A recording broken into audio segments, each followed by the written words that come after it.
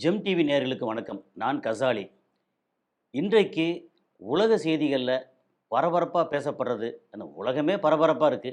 என்னன்னா, ஒண்ணு Iran, Israel, America அந்த விவகாரம்.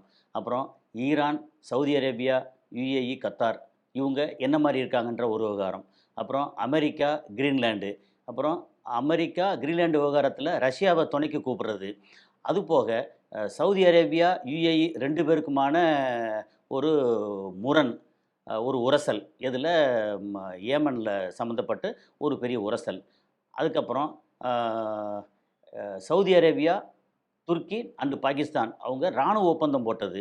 இது எல்லாமே வரிசையா நடக்குதா? இப்போ இந்தியா, யுஏஇ அதாவது அபுதாபியோட அதாவது யுனைட்டட் அரப் எமிரேட்ஸ் அதோட பிரசிடென்ட் அ ம ம ஷேக் முகமது பின் ஜாயித் அவரு இங்கே இந்தியாவுக்கு வந்திருக்கிறாரு. அவருக்கு வந்து சிறப்பான வரவேற்பு குடுத்து, சில கையெழுத்தெல்லாம் வந்து ஆகுது. ஓகே.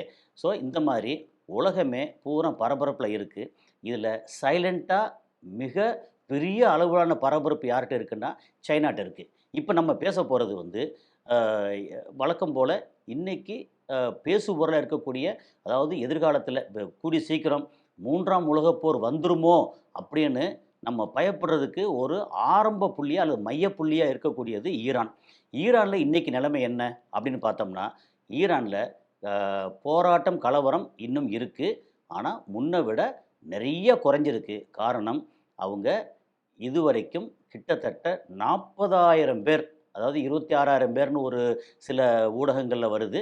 சில ஊடகங்கள்ல 40,000 பேருக்கு மேல அவங்க அரெஸ்ட் பண்ணி உள்ள வச்சிருக்கதாகவும், அ எக்ஸிக்யூட் பண்ணாம முன்னாடி வந்து தூக்குல நெறைய போட்டாங்க. அப்புறம் அமெரிக்காவோட தலையீடு அப்படின்னு சொல்லி அவங்க வந்து தூக்குல போடாம வச்சிருக்காங்க. காரணம், அந்த அரெஸ்ட் பண்ணப்பட்ட அவ்வளோ பேரையும் தூக்குல போட்டா, அடுத்து மொசாடுக்கும், சிஐஏக்கும் வேலை செய்றதுக்கு ஆளே இல்லாம போயிரும் ஈரான்ல. ஏன்னா, ஒரு நாட்டிலயும் மத்த நாட்டோட ஸ்பை உளவு ஆட்கள் அங்கங்க சுத்திட்டு தான் இருக்காங்க. நம்ம கூடவே நண்பர்களா இருப்பாங்க. நம்ம கூடவே எல்லாம் பேசுவாங்க. ஆனா, ஒரு உளவா இருக்கும். இப்ப நம்ம ஊர்ல பார்த்தோம்னா என்ன, நம்ம கூடவே ரொம்ப நெருக்கமான நண்பர்களா இருப்பாங்க. திடீர்னு ஒரு நாள் தெரியும். சங்கின்னு தெரியும். அதாவது சங்கிங்கிறது தவறானது இல்ல. அவங்களுடைய மனநிலை வந்து இதுக்கு முன்னாடி பார்த்தா வேற மாரி ஒரு நட்பா எல்லாம் இருந்திருக்கும். திடீர்னு பார்த்தா சங்கியா தெரியும். அட இதுவரைக்கும் என் சங்கித்தனத்த மறைச்சா வச்சிருந்த அப்படின்னு சொல்ற மாரி, அங்க ஈரான் அல்லது சவுதி அரேபியா, இங்க பாலஸ்தீன், இஸ்ரேலா இருக்கட்டும், இல்ல சைனாவா இருக்கட்டும், பாகிஸ்தானா இருக்கட்டும், இந்தியால இருக்கட்டும், இங்க அந்த மொசாடோட உளவு பிரிவு, சிஐஏயோட உளவு ஆட்கள் நெறைய இங்க இருக்காங்க. அவங்க இந்த உளவுல இருக்காங்க அப்படின்னு பக்கத்துல ஈவன் அவங்க வீட்ல மனைவிக்கு, பையன், பொண்ணுக்கு கூட தெரியாத அளவுக்கு ரொம்ப சீக்ரெட்டா வச்சிருப்பாங்க. இப்போ இந்த கலவரம் பிரச்சனை வந்ததுல, ஸ்டார்லிங்க் கனெக்ஷனா இருக்கட்டும், அல்லது கலவரத்த தூண்டுனதா இருக்கட்டும், அதுல யாரெல்லாம் ஈடுபட்டாங்கன்னு கிட்டத்தட்ட 40,000 பேர புடிச்சு அரெஸ்ட் பண்ணி வச்சிருக்காங்க. அது போக இதுவரைக்கும் அவங்க கலவரத்தில இறந்தது, பிளஸ் மரண தண்டனை குடுத்தது. அப்படின்னு கணக்கு பண்ணா, சில ஊடகங்கள்ல 4,600 சொல்றாங்க. சில ஊடகங்கள்ல 12,500 பேர் வந்து இதுவரைக்கும் மரண தண்டனையாலும், கலவரத்தாலும் இறந்து போயிருக்காங்க அப்படின்னு. அந்த இறந்து போன மக்களும் ஈரானிய மக்கள். ஆனா, ஈரான் அரசுக்கு எதிரான மனநிலை கொண்டவங்கள சில அப்பாவி மக்கள், போராட்டக்காரர்கள் இவங்க கூப்பிட்டாங்களே, எங்களுக்கு வந்து விலைவாசி உயர்ந்து போச்சு. அப்ப நம்மளும் ஊர்வலத்த கலந்துக்குவோம் அப்படின்னு போன அப்பாவி மக்கள் கலவரத்தில இறந்திருக்காங்க. ஆனா, அந்த கலவரக்காரர்கள் இந்த மாரி துண்டாட நினைச்சவங்க இல்லையா? அவங்கள புடிச்சு உள்ள வச்சு தூக்கு தண்டனை, மரண தண்டனை குடுத்ததுல எல்லாம் சேர்த்து 12,500 பேரு மேல இறந்து போயிருக்காங்க அப்படின்னு சொல்றாங்க. 40,000 பேர் மொத்தம் வந்து அரெஸ்ட் பண்ணப்பட்டதா சொல்லியிருக்காங்க. அந்த 40,000 பேரும் பெரும்பாலும் அ மெஜாரிட்டி ஈரானிய மக்கள் தான். ஸோ ஈரான் அரசுக்கு எதிரான கலக குரல் பெருமளவு குறைஞ்சிருக்கு. அதே நேரத்தில இன்னும் விலைவாசி அப்படியே தான் இருக்கு. மக்களோட வாங்கும் சக்தி, வறுமை இன்னும் வந்து மாற்றமே இல்ல. இப்ப என்னன்னா, சவுதி அரேபியா, அ ஈரானோட கைகோர்த்து வர்றதுக்கு ரொம்ப நெருக்கமா இருக்கு. என்ன முக்கியமான காரணம் என்ன அப்படின்னா, ஈரான் வீழ்ந்தா மொத்த மிடில் ஈஸ்டும் வீழ்ந்துரும். சைனா வீழ்ந்துரும். அ இந்தியா வீழ்ச்சி அடைஞ்சிரும். ரஷ்யா அதோகதியாயிரும்.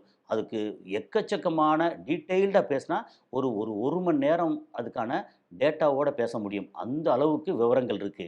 ஸோ, அமெரிக்கா கை ஓங்காம அல்லது நார்மலா இருக்கட்டுமே. நீ பெரிய அண்ணனா இருந்தா, பெரிய அண்ணனா இருந்துக்கோ. அப்புறம் அந்த மொத்த ரீஜன்ல மிடில் ஈஸ்ட்ல கிரேட்டர் இஸ்ரேல் அப்படின்னு சொல்லி சிரியா, ஒரு மெஜாரிட்டி ஆஃப் ஈராக்கு, அப்புறம் பாதி சவுதி அரேபியா, ஜோர்டான், இது எல்லாத்தையும் மொத்தமாக சேர்த்து இதில் எகிப்தில் கைரோ வரைக்கும் அப்படின்னு கிரேட்டர் இஸ்ரேல் அப்படின்ற கனவு, இந்த ஈரான் வீழ்ந்தது அப்படின்னா அந்த கனவு மெய்ப்பற்றும். அங்கே ஒரு நிம்மதியான வாழ்க்கை இருக்காது அப்படின்ற ஒரு சூழல் இருக்குது. ஒருவேளை நம்ம கையில் இல்லை, காலம் என்ன தீர்மானிச்சிருக்கு நமக்கு தெரியாது. ஒருவேளை ஈரான் வீழ்ச்சி அடைஞ்சா, ஒருவேளை ஈரான் வீழ்ச்சின்னா என்ன, நம்ம அயத்துல்லா கமேனி அவர் இறந்து போனாலோ, கொல்லப்பட்டாலோ, அல்லது நாடு கடத்தப்பட்டாலோ, அல்லது அவர் கையிலிருந்து அந்த ஆட்சி பறிபோனாலோ, மொத்த மிடில் ஈஸ்ட்டோட நிலைமை மாறிடும். இஸ்ரேல் கிரேட்டர் இஸ்ரேலாக மாறதுக்கு வாய்ப்பு வந்துடும். அதுபோக சைனா பெருமளவு வீழ்ச்சி அடைஞ்சிரும். அதோட பெரிய பலமே அதோட பொருட்கள் உற்பத்தி, அதை உலக நாடுகளுக்கு எல்லாத்துக்கும் ஏற்றுமதி செய்கிறது தான் அதோட பெரிய பலமே. அந்த பொருள் உற்பத்திக்கு தேவைப்படுற ஃபியூயல் கிடைக்காம போயிடும்.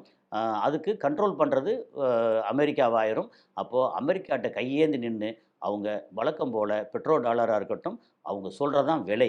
இன்றைக்கி $62 $60 ஒரு பீப்பாய் அப்படின்னா, நாளைக்கு $100 $150ன்னு சொன்னால் கூட வாங்கித்தான் ஆகணுன்ற ஒரு சூழல் வந்துடும்.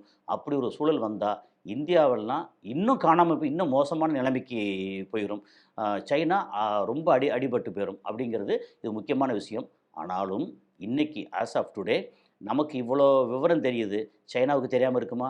இந்தியாவுக்கு தெரியாமல் இருக்குமா? ஆனால் இந்தியா சைலண்ட்டாக காய் நகர்த்ததா கேள்வி. யுஏஇலேருந்து அந்த பிரசிடெண்ட் இங்கே வந்திருக்கிறாரு. அவருக்கு சிறப்பான வரவேற்பு கொடுத்துருக்காங்க. இப்போ யுஏஇ பிரசிடெண்ட்டுக்கு வரவேற்பு கொடுக்குறனால சவுதி அரேபியா மன்னர், அவரோட அந்த டிஃபேக்டோ ரூலர், அவர் வந்து முகமது பின் சல்மான் எம்பிஎஸ், அவர் வந்து கோவப்படுவாரா இந்தியா மேலே அப்படின்னா, கோவப்பட்டு ஒன்றும் ஆக போகிறதில்ல. ஆனாலும் நமக்கு ராஜ்ய உறவுகளில் ஒருத்தருக்கு ஒருத்தர் பகைச்சிக்கிறாமல் நல்ல விதமான உறவு எல்லார்ட்டையும் இருக்கிறது அவசியம். அது இந்த யுஏஇ பிரசிடெண்ட் இங்கே வந்ததுனால ஒருவேளை ஏதாவது பாதிப்பு ஏற்படுமோ அப்படின்னு எக்ஸ்பர்ட்ஸ் எல்லாம் வந்து ரொம்ப நிறையா விஷயங்கள் பேசுகிறாங்க. இதில் சவுதி அரேபியா பாதிப்பு வந்துச்சுன்னா நமக்கு பாகிஸ்தானோட இன்னும் வந்து முரண் வரும். அப்புறம் பாகிஸ்தானோட முறை வந்து ஏற்கனவே நமக்கும் பாகிஸ்தானுக்கும் ஏலம் பொருத்தமாக இருக்குது. அதுபோக துருக்கிக்கு இந்தியாவுக்கும் ஏற்கனவே நல்ல உறவு இருக்கத்தான் செய்யுது. ஆனாலும் துருக்கி வந்து நம்மளை நம்ம வந்து துருக்கியை பகைச்சிக்கூடாது. எல்லாம் சின்ன சின்ன நாடாக இருந்தால் கூட நமக்கு தேவைப்படுற ஆயில், மற்ற டெக்னாலஜி, இது எல்லாத்துக்கும் இந்த பல நாடுகள் நம்ம சார்ந்திருக்கோம். முக்கியமாக வந்து ஆயில். அது சவுதி அரேபியாவோட ஆயில் நம்ம நிறையா வாங்குகிறோம். அப்போ சவுதியை நம்ம பகைச்சிக்கிட்டா, யுஏஇ ஆயில் நம்ம வாங்கிட்டு தான் இருக்கோம்.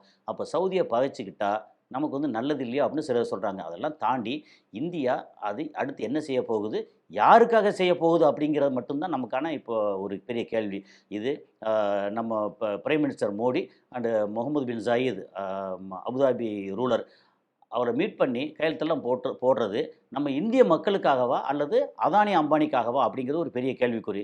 அவர் இதுவரைக்கும் இந்த கடந்த 12 வருஷமாக அவர் பண்ணியிருக்கிறது எல்லாமே இந்திய மக்களுக்காக பண்ணாரோ இல்லையோ, அதானியோட வளர்ச்சிக்கும் அம்பானியோட வளர்ச்சிக்கும் இன்னும் சில குஜராத் பனியாஸோட வளர்ச்சிக்கும் தான் பெருமளவு பாடுபட்டுக்கார் அப்படிங்கிறது வரலாறு.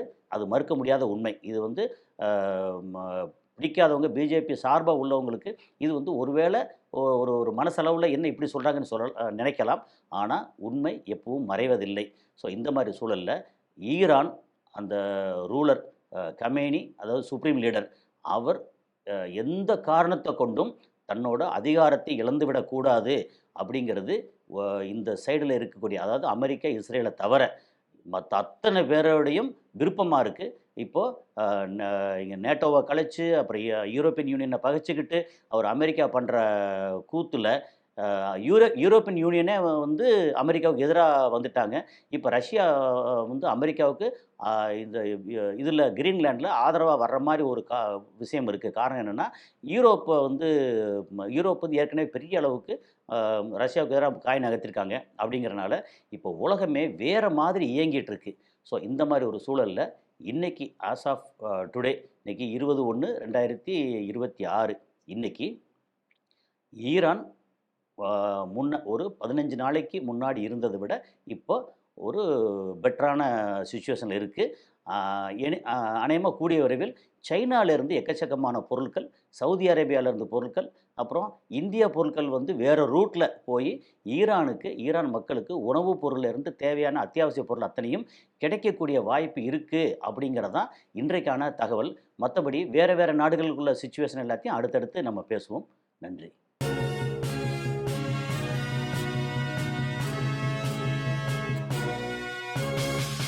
உடனுக்குடன் அப்டேட் தெரிந்து கொள்ள ஜெம் டிவி தமிழ் ஆப்பை இன்ஸ்டால் செய்யவும்.